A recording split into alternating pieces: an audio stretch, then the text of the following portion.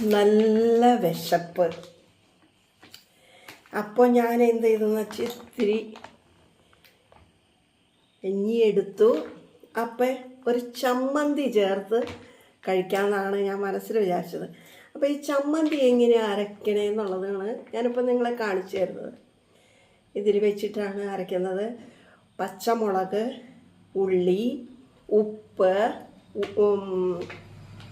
പുളി, വെളിച്ചെണ്ണ.